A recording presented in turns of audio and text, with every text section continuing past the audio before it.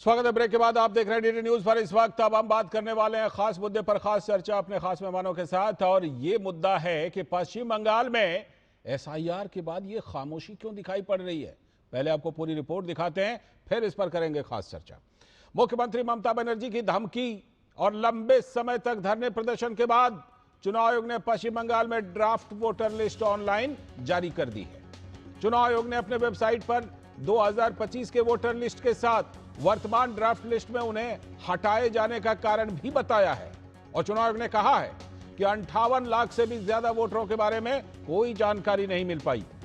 चुनाव आयोग ने फर्जी वोटरों के नाम भी हटा दिए हैं। तो पश्चिम बंगाल की मुख्यमंत्री ममता बनर्जी ने पूरी एसआईआर प्रक्रिया में असहयोग का रुख अपनाया था और चुनाव आयोग पर सवाल करती रही। आज उनके नाम के साथ वोटर लिस्ट लोगों के सामने है।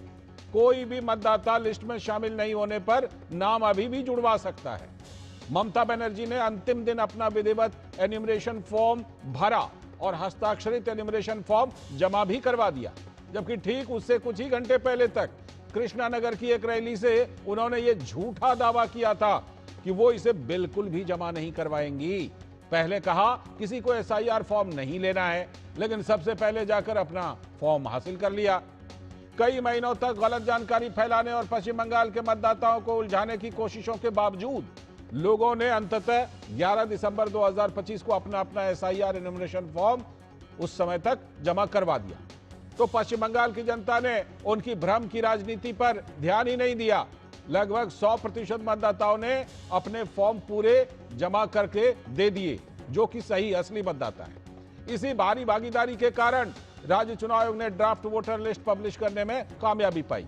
58 लाख खाली फॉर्म में 25 लाख वोटर तो मृतक पाए गए हैं। लगभग 12 लाख वोटर अपने स्थान बदल चुके हैं। 19 लाख वोटर कई जगह पर अपना नाम दर्ज करवाए हुए थे। 2 लाख से ज्यादा फर्जी वोटर पाए गए हैं और 57,000 वोटर्स को अदर कैटेगरीज में रखा गया है। लेकिन अब सवाल यह है कि ममता बनर्जी वर्षों से चली आ रही वोटर लिस्ट को आगामी चुनाव में भी क्यों जारी रखना चाहती थी। सुप्रीम कोर्ट ने कई बार साफ किया है कि वोटर लिस्ट का शुद्धिकरण तो जरूरी है, इसे कॉपी पेस्ट नहीं किया जा सकता। पश्चिम बंगाल में अगले ही साल विधानसभा चुनाव आयोजित होने वाले हैं, इसलिए भी इस मुद्दे पर इतना ज्यादा हंगामा देखने को मिला।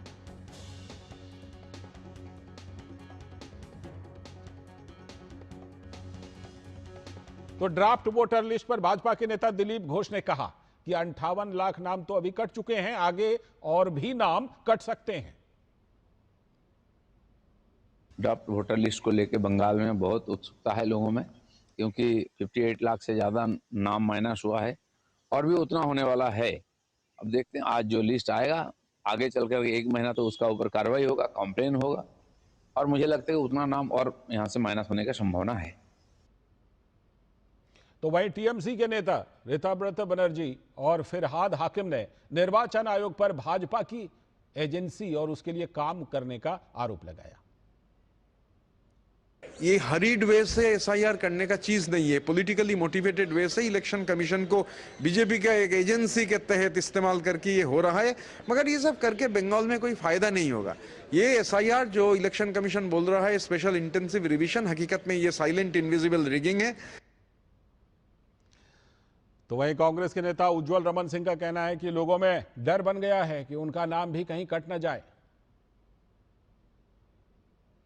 इलेक्शन कमीशन ভোট দেবে না, শুভেন্দু অধিকারীকে ভোট দেবে না, মানে তার নিজের এলাকা হতে দেবে। এখানে মানুষ ভোট দেবে এবং মানুষ মমতা বন্দ্যোপাধ্যায়কে বিশ্বাস করে মমতা বন্দ্যোপাধ্যায়কে হৃদয়ে রাখে। মমতা বন্দ্যোপাধ্যায়ের যারা প্রার্থী আছে তাদের নিশ্চিতভাবে ভোট দেবে। মমতা ব্যানার্জি নিজেকে মুখ্যমন্ত্রী চতুর্থবার করার জন্য ভোট দেবে।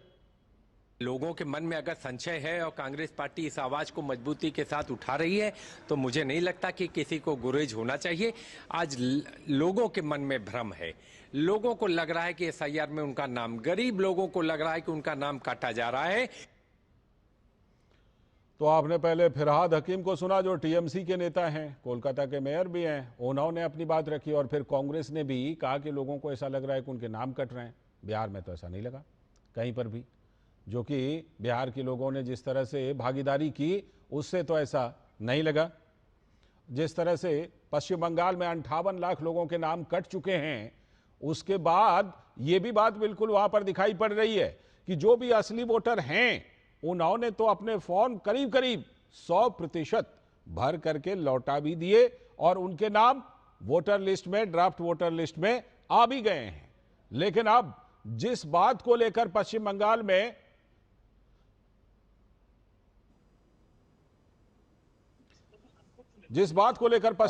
में महीनों तक अफरा तफरी चली, महीनों तक घमासान होता रहा, उसको लेकर के अब खामोशी क्यों दिखाई पड़ रही है? इसी पर चर्चा करने के लिए हमारे साथ आज इस खास मुद्दे पर जुड़ रहे हैं अनिरुद्ध प्रताप सिंह जी, भारतीय जनता पार्टी के प्रवक्ता, बहुत बहुत स्वागत। भास्कर सिन्हा रॉय, टीएमसी के सपोर्टर, बहुत बहुत स्वागत भास्कर जी आपका भी। हमारे संवाददाता सौरभ दत्ता जुड़ गए हैं कोलकाता से और साथ में हमारे सलाहकार संपादक विनोद मिश्र जी भी जुड़े हुए हैं स्टूडियो से। मैं पहले सौरभ का रुख करता हूं। सौरभ, 58 लाख लोगों के नाम कट गए और ये बड़ा हमें आश्चर्य हो रहा है कि महीनों तक जिस पर इतना हंगामा काटा गया, बवाल काटा गया, उस पर अब एक थोड़ी खामोशी सी लग रही है कोलकाता में। और मुद्दा जो है अब मुझे लगता है एसआईआर से ज्यादा मेसी का मेस हो गया है, क्योंकि सुनने में यह भी आ रहा है कि वहां के खेल मंत्री तक ने इस्तीफा तक दे दिया है।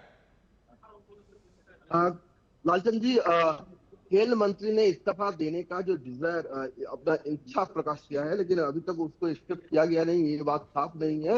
और ये भी मीडिया रिपोर्ट के तहत ये उनका लेटर सामने आया है, सोशल मीडिया में उनका लेटर सामने आया है कि वो इस्तीफा देना चाहते हैं। लेकिन साथ ही में ये बात भी है कि इस घटना से जुड़ी जो इन्वेस्टिगेशन कमेटी गढ़ी गई थी रिटायर्ड जस्टिस अफीम राय के नेतृत्व में, उसके चलते डीजी राजीव कुमार उनको सोकॉज किया गया है, सीपी मुकेश उनको सोकॉज किया गया है, जो विधाननगर कमिश्नर जिसके अंडर ये सॉल्ट लेक स्टेडियम आता है, वो उनको उनके खिलाफ भी कार्रवाई की गई है, उनके खिलाफ डिपार्टमेंटल प्रोसीडिंग्स हुआ है। और जुबाबाद जो स्टेडियम के जो सीईओ है उनको पद से हटाया गया है और जो स्पोर्ट्स दफ्तर के जो प्रिंसिपल सेक्रेटरी है उनके पास से भी एक्सप्लेनेशन मांगा गया है। लेकिन ये इतने सारे स्टेप्स एक साथ हुआ है, ये क्यों हुआ है? ये जो विरोधी है उनका कहना है लगातार विरोधी बीजेपी के तरफ से लगातार इसको सरकार के ऊपर, ममता बनर्जी के सरकार के ऊपर दबाव था और कह रही थी कि जो वीआईपी कल्चर जो ममता बनर्जी खुद को एकदम आम आदमी का रिप्रेजेंटेटिव बताती है, उनके सरकार में ये कैसे हो गया। और आज वो सारे स्टेप सामने आया जब एसआईआर का ड्राफ्ट रोल सामने आया, बिल्कुल जब देखा गया कि 58,20,000 से भी ज्यादा लोग के नाम नहीं गए ड्राफ्ट रोल में, और आगे चल के जो 30 लाख का हियरिंग होगा जिनका अनमैच्ड है, यानी 2002 से कोई मैचिंग नहीं है, उनमें से एक संख्या आएगी और 1,66,00,000 और एक फिगर है जिसमें 7 तरीके से 7 मार्क्सवाड़ी से डिस्क्रिपेंसी है, जिसके पिछले भी हम लोगों ने आलोचना की है। तो उन सारे बातों को लेकर संख्या और बढ़ सकती है। फिलहाल तो तरफ से कोई लौटता हूं सौरभ आपके पास। ठीक है, लौटता हूं। सवाल इसलिए भी ज्यादा उठ रहे हैं क्योंकि देखिए कोलकाता के बाद तेलंगाना गए, मुंबई गए या दिल्ली आए, लेकिन कहीं पर उस तरह का कुछ नहीं दिखाई पड़ा मिसमैनेजमेंट जैसा कि वहां दिखाई पड़ा था। विनोद जी, आज बड़ी खामोशी है पश्चिम बंगाल में। जैसा सौरभ कह रहे थे कि आज सबसे ज्यादा बातें होनी चाहिए थी ड्राफ्ट लिस्ट पर, बात हो रही है मेसी पर, क्योंकि खेल मंत्री ने इस्तीफा का तुरुप काट अपना खेल दिया वहां पर। लेकिन जिस मुद्दे को लेकर विनोद जी महीनों हम लोगों ने भी कितने प्रोग्राम किए होंगे, है ना, आज वहां पर ऐसी खामोशी क्यों है पश्चिम बंगाल में? लाल जी, 12 राज्यों में ये एसआईआर चल रहा था अभी, तो 5 राज्यों के केंद्रशासित प्रदेश के आज ड्राफ्ट लिस्ट रिलीज किया गया है जी। इलेक्शन कमीशन ने और वहां के चुनाव अधिकारी ने अपने अपने स्टेट यूटी का उसने अपने सार्वजनिक किया है। पॉलिटिकल पार्टीज के भी जो जिला पंचायत अध्यक्ष हैं वहां तक जो रजिस्टर्ड पॉलिटिकल पार्टीज है उनको भी ये वोटर लिस्ट दिया गया है। अब सवाल ये है कि इस वोटर लिस्ट में जिसका नाम छूटा है उनके लिए भी टाइम है, 1 महीने से ज्यादा का टाइम है जो अपने इस ड्राफ्ट लिस्ट में अपना नाम करेक्ट करवा सकते हैं। बिल्कुल। लेकिन सवाल ये है कि कोई खबर दूसरे स्टेट से नहीं आए, सिर्फ बंगाल से ही क्यों है? तो ये सवाल जब पूछा जाएगा, अपने अभी आप हकीम साहब का, मंत्री जी का सुना था बाइट जी, और अभी आप एक टीएमसी का बाइट सुना था। आखिर ये जो एक मुद्दा बनाना चाहते हैं क्या ये वाकई में ये एसआईआर पश्चिम बंगाल में मुद्दा है टीएमसी के लिए, या टीएमसी सिर्फ अपना जो ये 15-16 साल का जो एंटी इनकम्बेंसी है उसके बदले में एसआईआर को एक बड़ा मुद्दा बना रहा है लोगों के लिए, या एक जो तबका है वोट बैंक का जिसे वो मानते हैं मुस्लिम तबका है उसके बीच में एक डर बना के और ये बात चाहते हैं कि ये देखे कि सिर्फ उसके लिए, सिर्फ लड़ाई के लिए सिर्फ टीएमसी सामने में है। माजरा क्या है, कम से कम इलेक्शन कमीशन को तो आपको सैल्यूट करना पड़ेगा कि इतने झंझावातों के बीच, इतने सारे केस मुकदमे के बीच, सुप्रीम कोर्ट से लेके और हर जगह इसकी सुनवाई के बीच में आज अगर इलेक्शन कमीशन ने पश्चिम बंगाल का ड्राफ्ट लिस्ट जारी किया है, वोटर लिस्ट दिया है, तो आप कह सकते हैं कि ये चुनाव आयोग का और भारत के लोकतंत्र की एक सबसे बड़ी जीत है, जो खुद वहां के एक मुख्यमंत्री इसकी लगातार विरोध करती रही थी, इसके बावजूद ड्राफ्ट लिस्ट लोगों के सामने में है, तो ये बड़ी कामयाबी, बिल्कुल बड़ी कामयाबी है। और भास्कर सिन्हा रॉय जी, क्या कहीं ना कहीं टीएमसी ने भी धीरे धीरे इस बात को महसूस किया कि भाई बिहार के लोगों की तरह ही पश्चिम बंगाल के आम लोगों के लिए ये एसआईआर कोई मुद्दा है नहीं, इसीलिए मुख्यमंत्री ने अपना फॉर्म एकदम समय से कलेक्ट किया, एकदम समय से भर करके बढ़िया से हस्ताक्षर करके वापस भी किया, क्योंकि अंदर अंदर वो ये बात समझ रही थी कि लोगों के लिए, आम लोगों के लिए ये एसआईआर कोई मुद्दा नहीं है, वो बिहार में दिख चुका है उसका, वही बात पश्चिम बंगाल में है, और इसीलिए आज ये खामोशी है क्या इस मुद्दे पर?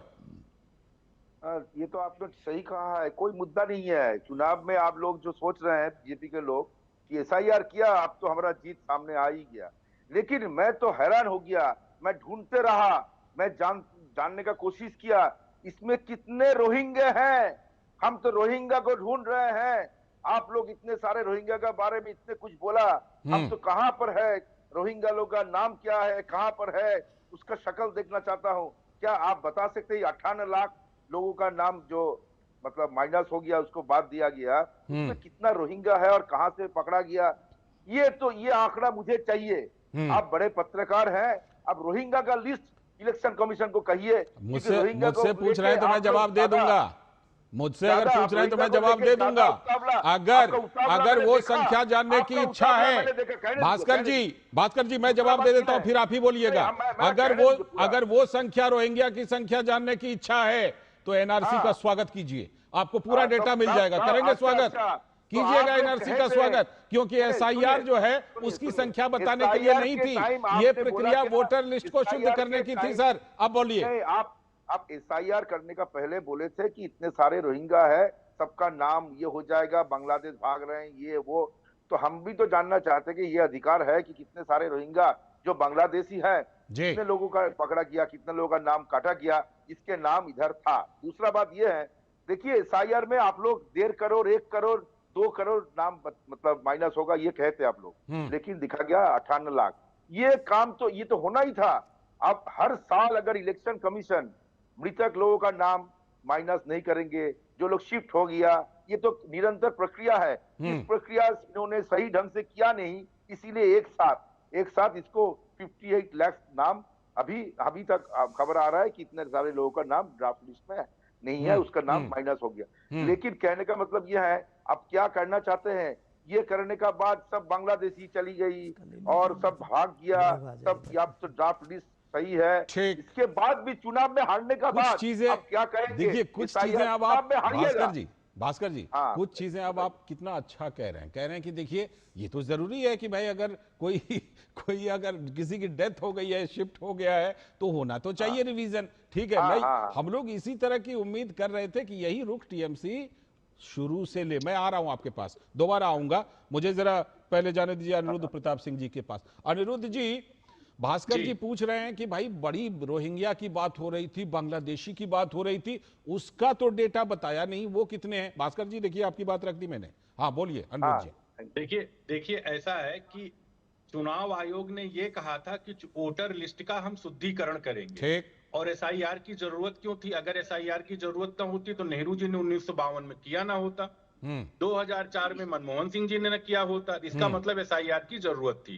58 लाख लोगों का नाम उसमें से हटता है। तो टीएमसी के बूथ लेवल एजेंट को चाहिए कि जिन लोगों का नाम उनको जुड़ाना है वो प्रॉपर एक नागरिक, जो भी एक पात्रता होती वोटर की, वो पात्रता फॉर्म उनको बताएं कि भाई कि इनका नाम गलती से कट गया है, डिलीट हो गया है, ऐड करना है। उस पे ये लोग भाग जाते हैं, केवल ये लोग विरोध करते हैं। अभी देखिए डबल स्टैंडर्ड, ममता बनर्जी एक तरफ एसआईआर पे और इंडिया अलायंस वाले प्रश्न उठाएंगे और एक तरफ चुपचाप ये लोग फॉर्म भर देंगे। तो ये इनका डबल स्टैंडर्ड दिख के चला आता है। देखिए 2010 में एक चुनाव आयुक्त थे, उन्होंने ये बोला था कि रिटर्निंग ऑफिसर वोटर लिस्ट से नाम डिलीट नहीं कर सकता था। ये कॉन्टिन्यूअस चला आता रहा। फिर उसके बाद में एसआईआर किसी लिए जरूरत पड़ गई क्योंकि वोटर लिस्ट 2004 के बाद स्थिति ये थी कि लोगों के नाम डिलीट, एडिशन, कुछ को डेथ हुआ, कुछ को क्या हुआ, और 2010 में चुनाव आयुक्त ये बोल बैठे कि आप नाम काट भी नहीं सकते, मतलब जिसकी डेथ हो गई उसका नाम डिलीट नहीं कर सकते थे। तो उसके लिए एसआईआर बहुत अति आवश्यक था। और रहेगा रोहिंग्या और बांग्लादेशी की एक चीज जान लीजिए, एक भी घुसपैठिया, अवैध घुसपैठिया भारत का नागरिक नहीं हो सकता फर्जी दस्तावेज बना के। इसका जवाब बंगाल सरकार को देना पड़ेगा। ठीक है, मैं आपके पास लौटूंगा, लेकिन पहले अब जरा सौरभ के पास चलते हैं। सौरभ, जिस तरह से कि ये सवाल उठा ममता बनर्जी, देखिए बाकी सवाल तो एसआईआर को लेकर ना जाने कितने सवाल उठे, लेकिन ममता बनर्जी के ऊपर दो बार जो है वो खुद उनके ऊपर सवाल उठे। वो सवाल ये था कि अपना फॉर्म ले लिया, दूसरों को बोला कि ना फॉर्म मत लो, फिर अपना फॉर्म विधिवत बढ़िया से भर करके हस्ताक्षर करके जमा करवाया। कुछ ही घंटे पहले कृष्णानगर में कह रही थी कि बिल्कुल नहीं, एकदम मत करो। इसको लेकर टीएमसी या ममता बनर्जी की तरफ से कुछ क्लैरिफिकेशन आया कि नहीं आया? लाल जी देखिए, जब ये बात सामने आया यहाँ पे, जब साहब जान गए थे कि ममता बनर्जी ने अपना फॉर्म फिलअप किया है, तो तब जाके अमित मालवीय ने ट्वीट किया था। तो तब से लेके आज तक इसके ऊपर टीएमसी ने कोई क्लैरिफिकेशन नहीं दिया। जब लास्ट डेट जो था यहाँ पे, उस लास्ट डेट से लेके 11 दिसंबर का लास्ट डेट था, वहीं से लेके आज तक ये ममता बनर्जी के विरोधी जो सवाल उठा रही है उसके ऊपर कोई रिएक्शन नहीं है, आज तक नहीं आया। आज तक नहीं आया। और इसमें एक पॉलिटिक्स भी है, जो ममता बनर्जी का पॉलिटिक्स है। वो पॉलिटिक्स क्या है? पहले वो बोली एसआईआर के विरोध में बोली, बीच में जब बीच का एपिसोड आया तो बीच में वो बोलने लगे कि मैं फॉर्म नहीं भरूंगा, आप लोग भरिए, हमारे जो पार्टी वर्कर्स है वो आपको हेल्प करेंगे। अच्छा, आप लोग भरिए और आप लोग हियरिंग में भी जाइए, मैं नहीं भरूंगा जब तक आप लोग नहीं भरते। अब वो भरी कब? वो भरी जिस दिन कृष्णनगर के सभा में, उस दिन सुबह भी वो बोले कि मैंने अभी तक फॉर्म नहीं भरा। फिर शाम 6 बजे ये खबर आया कि शाम 6 बजे उन्होंने अपना फॉर्म भरा है। तो कहीं जाके वो ये भी कहना था, कहीं जाके ये पॉलिटिक्स था कि पूरे एपिसोड में उनका जो पॉलिटिक्स था, उनका जो नैरेटिव था वो सेट कर दिया, और फिर आखिर में जाके उन्होंने अपना फॉर्म फिल किया। ठीक, मैं लौटता हूं। विनोद जी, ममता बनर्जी ने अपना फॉर्म भर दिया, पहले तो पूरा जितना भी भ्रम फैलाना था फैलाया, फॉर्म भर दिया। क्या उनको ये लगा कि अगर मेरा नाम वोटर लिस्ट से कट जाएगा तो हम ना चुनाव लड़ पाएंगे, ना आगे कोई पद मिल पाएगा? क्या इस वजह से उन्होंने पहले जितना भ्रम फैलाना था फैलाया, लेकिन उसके बाद उसी हकीकत पर आ गई जिस तरह से कि सीए को लेकर आई थी, वक्फ कानून को लेकर आई थी, एसआईआर की वही हकीकत उन्हें बाद में पता चल गई कि हाँ इसी पर रहना पड़ेगा? लाल जी, मैं अभी भास्कर दादा के सामने में 2 बाइट देखता हूँ जी, 2 साउंड बाइट जो अभी चले हैं अपने आप ही की रिपोर्ट में जी।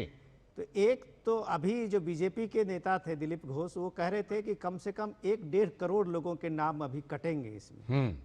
दूसरा, अधीर रंजन चौधरी कांग्रेस के बड़े नेता रहे हैं, अब आजकल उनको साइडलाइन कर दिया है, तो वो कह रहे थे कि ये 40 लाख वोट जो है वो टीएमसी के और ममता बनर्जी के पॉकेट के वोट है। 58 में से नहीं, 58 के बाद से, 58 के बाद से। तो वो वोट जो है वो कटनी चाहिए। तो अब अब जो शुरू होने वाला है जो मामला वहां पे, जो एक तरह से जो फॉर्म तो अब भरे गए हैं, अब जो ये प्रोगेनी मैपिंग है कि कई इलाकों में, कई बॉर्डर के इलाकों में जो लोगों ने इन्यूमरेशन फॉर्म भरा है, क्या वाकई में 2002 के जो वोटर लिस्ट है उससे उसके फैमिली की कोई मैपिंग में उनका आता है?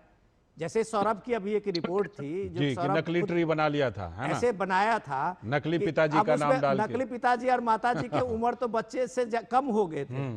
तो ये जो इतने सारी चीज इसमें झोल है, वो चीजें ये ड्राफ्ट लिस्ट के बाद में, ये आने के बाद वो तय होना है। अभी तो आप मान सकते हैं कि जिन्होंने फॉर्म सबमिट किया उसको लेके ये ड्राफ्ट लिस्ट आ गया है। ठीक है। अब आप जब ये प्रोग्रामिंग मैपिंग होगी तब उसके बाद टीएमसी का क्या रिएक्शन होगा ये देखने यानी वाली आप बात ये है। कह रहे हैं कि ड्राफ्ट लिस्ट से भी कम नाम, ड्राफ्ट लिस्ट से भी कम नाम फाइनल लिस्ट में हो सकते हैं। अभी पक्की बात है जो बात, यही बात दिलीप घोष भी कह रहे हैं। यही बात कह रहे हैं। ठीक, भास्कर दादा मैं आ रहा हूं, अनिरुद्ध जी आ रहा हूं। भास्कर दादा का जरा रिएक्शन ले लेते हैं। भास्कर दादा रिएक्शन दीजिए। वो कह रहे हैं कि अभी तो और नाम कट सकते हैं, हो सकता है फिर आपको अपने सवालों का जवाब मिल जाए कि रोहिंग्या और बांग्लादेशी कितने थे। सुनिए, इतना जल्दबाजी की है इन्होंने। डबल इंजन सरकार है यूपी में, वहां पर टाइम बढ़ाया गया और 7 दिन करके बढ़ाया गया। हम लोग कब बोले कि एसआईआर नहीं चाहिए? एसआईआर कर सकते हैं आप, लेकिन टाइम बहुत कम समय के अंदर करना चाहते थे और बहुत कम समय के अंदर करने से चूक ज्यादा होने का संभावना था। इसीलिए हम लोग बोले कि टाइम बढ़ाइए। इतना जल्दबाजी किस काम की? आप लोग चाहते हैं कि किसी का, अच्छा मृतक के नाम उन्होंने कौन बोल रहा था, उसको नाम हटाइए, कौन मना किया? लेकिन अगर आप सोचते हैं कि टीएमसी ने ये सब मृतक लोग, ये सब जो बोल रहे थे, आप लोगों का जो दावा कर रहे हैं कि इसीलिए उन लोग जीतता था, उन लोग अभी हार जाएंगे, हम कह रहे हैं आपको दवा के साथ, इसके साथ कुछ नहीं है, ये कुछ नहीं है। ठीक, वो तो छोड़ दीजिए ना, आगे नतीजा आएगा देख लेंगे, आगे नतीजा आएंगे तो चर्चा कर लेंगे हम लोग। लेकिन मुझे एक बात समझ में नहीं आती, एक बात समझ में नहीं थी। बिहार में 1 महीने का टाइम रखा तो कहा जल्दबाजी में कर रहे हैं, यहाँ पर इतने दिनों का टाइम रखा तो कहा जल्दबाजी में कर रहे हैं। आखिर वो टाइम स्पैन होना कितना चाहिए, मुझे आज तक ये समझ में नहीं आया। कितने दिनों को जल्दबाजी नहीं कहेंगे? अनिरुद्ध जी अपना जवाब देना चाहिए जल्दी से। देखिए, इनका सबसे बड़ी, मैं विनोद मिश्रा जी की बात बहुत अच्छी बात उन्होंने बोली कि आप एक चीज ये देखिए कि मुर्शिदाबाद जो बॉर्डर डिस्ट्रिक्ट है पश्चिम बंगाल का, 1.5 लाख लोगों ने, लगभग 1.5 लाख से ज्यादा लोगों ने, जो 70 साल और 60 साल का व्यक्ति होगा उसने जन्म प्रमाण पत्र अप्लाई किया। भाई अगर आपका नाम 70 साल और 60 साल के व्यक्ति का 100% 2002 के 2003 के एसआईआर में नाम होगा तो उसको जन्म प्रमाण पत्र की आवश्यकता क्या? जन्म प्रमाण पत्र आप अप्लाई करते हैं और स्टेट गवर्नमेंट इंडोर्स करती है। ठीक है। और वो बॉर्डरिंग स्टेट है और किस तरीके से वहां डेमोग्राफिक चेंज हुई है, तो ये तो घबराहट इन लोगों के अंदर, इसीलिए आप 24 परगना उठा के देख लीजिए। ठीक, धन्यवाद, समय की कमी है। धन्यवाद अभी अनिरुद्ध जी और साथ में भास्कर दा, बहुत बहुत धन्यवाद। विनोद जी बहुत बहुत धन्यवाद और सौरभ आपका भी जुड़ने के लिए बहुत बहुत धन्यवाद। अभी वक्त है एक ब्रेक का, ब्रेक के बाद